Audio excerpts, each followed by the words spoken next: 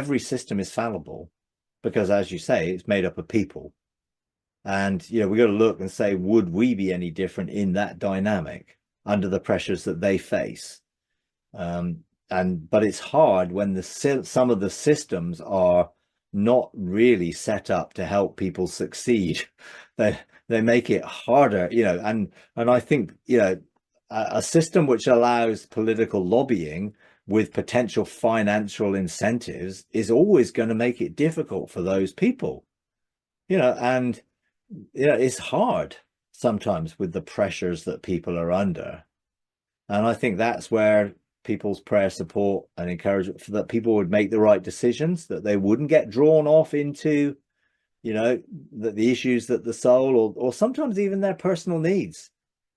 If you're struggling with something and then someone offers you something, it can be hard to say no, and I feel for people who are in those situations, to maintain integrity. And I think that's what I would want from government is integrity. That they would stick to their values, stick to their principles, and operate with integrity. Even though I might not agree with all their values and principles, I still want them to operate with integrity and not to be popularist. Popularist is just like, well, what will get me the votes? How can I get popular with people? I'll change with the people. That is not integrity. And I think we want people who have integrity. And even if that integrity costs them in the long run, I think people with integrity are the people who make the best decisions they can from the place they're in. And that's what we want. You want them to operate with that sense of integrity, I think, is the best word to describe it, and not be swayed around by a public opinion and everyone calling them to do this, that, and the other, and then them giving in to public opinion. And actually, public opinion is not always the best, because we are generally, as the public, operate wanting the best for us, and it's generally fairly self-centered.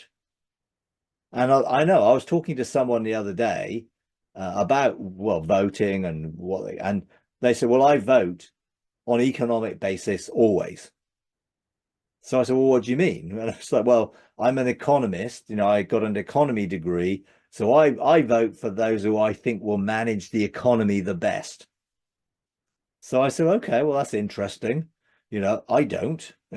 I vote for, I vote whoever God tells me to vote for. But in general, if I was to say, what is my way, I vote for those who will reflect God's heart the best towards the poor and the destitute and the lonely and the hurting and the people. That is what my heart is. Therefore, I want people like me, in government. That's how we vote, isn't it? In generally, but people vote on different reasons. A lot of people vote for whoever will give them more money in their pocket. That's not my primary thing, because I know God is my provider, not the government, or not the economy, or not the economic system.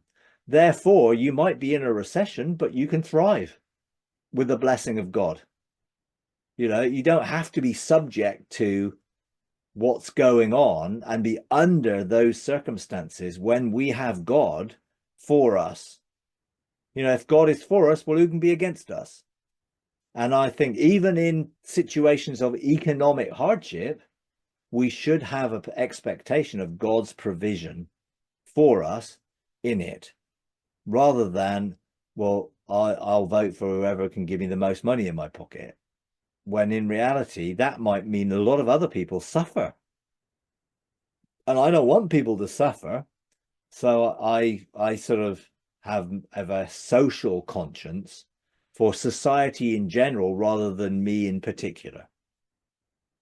And I think, when you're praying and ministering, it's like you want people to be blessed so they can be a blessing to those around them, to people in general, and to the country in general. So if you enjoy these videos, would you please take a moment to like, comment, and subscribe? It really does help.